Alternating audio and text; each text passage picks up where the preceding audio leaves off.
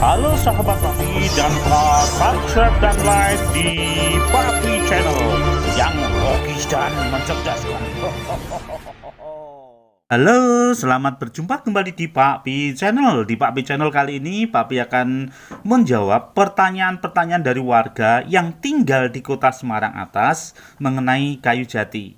Sahabat Papi, masyarakat yang tinggal di Kecamatan Semarang bagian atas ini mempunyai pengalaman empiris yang kurang baik karena kayu jati yang ada di wilayah Kota Semarang bagian atas ini, terutama di Kecamatan Gunung Pati dan sekitarnya, tidak tahan lama dan kalah dengan kayu-kayu endemik yang lain yang ada di wilayah ini.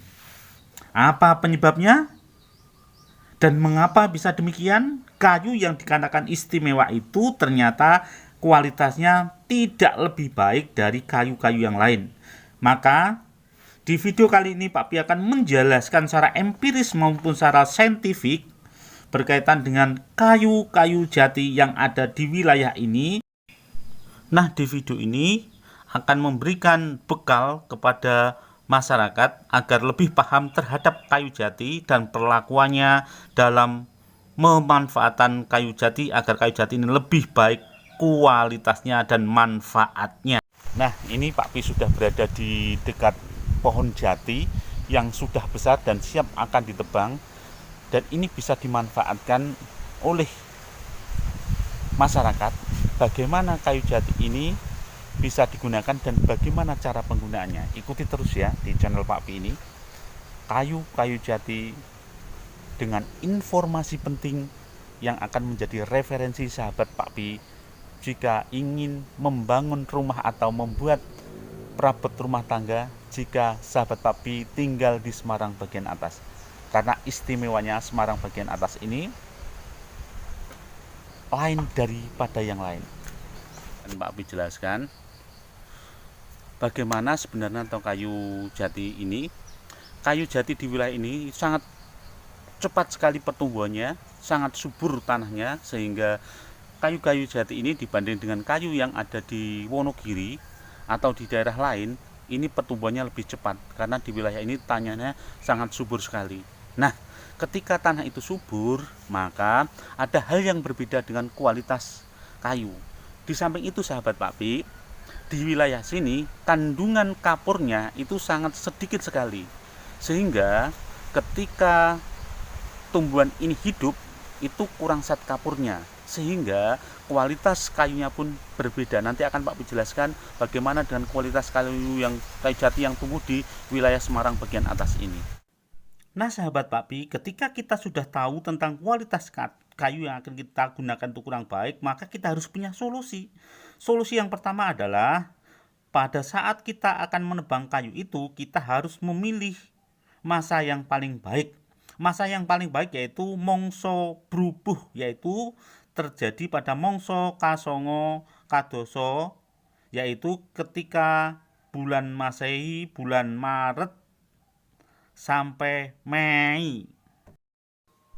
Nah, ini cara atau langkah yang kedua yaitu dengan memperlakukan kayu jati sebelum ditebang itu harus diteres. Nah, diteres itu apa? Kalau dalam istilah Jawa, diteres itu mematikan tumbuhan dengan mengupas kulit bagian bawah, kemudian tumbuhan itu mati. Nah, ketika tumbuhan itu mati, maka tumbuhan jati ini tunggu sampai mengering sekali, sampai kering, sehingga tanaman jati masih tetap berdiri kokoh dalam keadaan sampai mati dan kering. Cara ini yang belum dilakukan oleh pemilik kayu jati saat akan menebang kayu tersebut. Nah sahabat Pak Pi, ini adalah contoh kayu jati yang sudah tua yang akan digunakan untuk meja. Tetapi kayu ini dilihat bagian luar kayu itu masih ada kayu yang berwarna putih. Jadi kayu yang akan digunakan ini tidak semuanya galih. Maka yang menjadi persoalan adalah ketika kayu jati itu berwarna putih dan kayu jati itu penebangannya tidak memenuhi aturan di atas tadi, maka harus ada solusi. Solusinya adalah kayu ini harus diawetkan dengan cara membenamkan kayu ini ke dalam lumpur atau ke dalam jumbangan, atau dengan membuat kolam sendiri dengan mencampurkan bahan-bahan lain seperti yang ada di video Pak Pi sebelumnya, agar kayu ini lebih awet dan lebih tahan lama, karena memang kayu lokal, kayu jati ini kualitasnya tidak begitu baik seperti yang Pak Pi jelaskan dari awal tadi. Nah, sahabat Pak Pi, seperti yang sudah Pak Pi sampaikan dari awal, bahwa warga setempat yang ada di Kecamatan Gunung Pati, ternyata kayu jati bukan merupakan pilihan kayu jati yang paling istimewa menurutnya, karena memang sudah tahu karakteristik dari kayu jati yang ada di wilayah lokal ini. Nah, sahabat Pak Pi, kenapa bisa demikian? Seperti yang sudah Pak Pi jelaskan tadi, bahwa dari awalnya memang kualitasnya masih berkurang, meskipun bentuk, tekstur, dan lainnya sama dengan kayu-kayu yang dihasilkan oleh wilayah lain.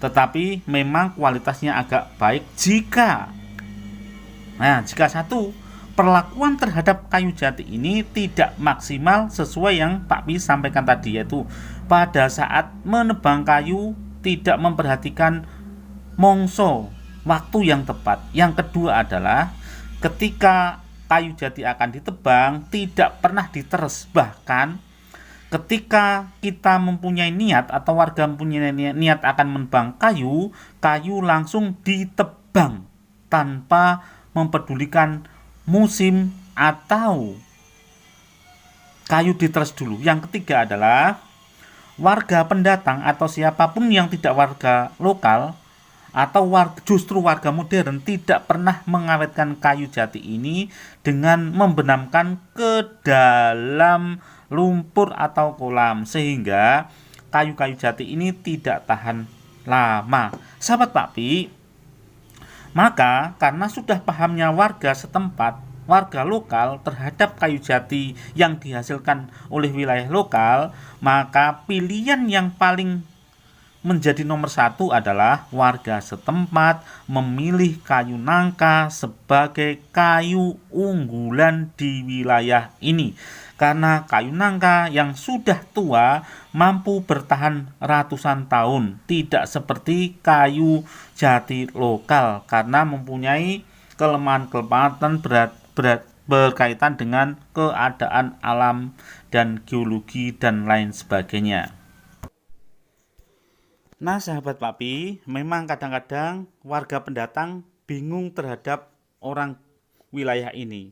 Mengapa ya warga wilayah ini kayu jati dengan kayu nangka lebih memilih kayu nangka? Karena memang hasil dari pengalaman empiris yang pernah dilakukan oleh para pendahulu-pendahulu di tempat ini, kayu nangka lebih unggul daripada kayu jati.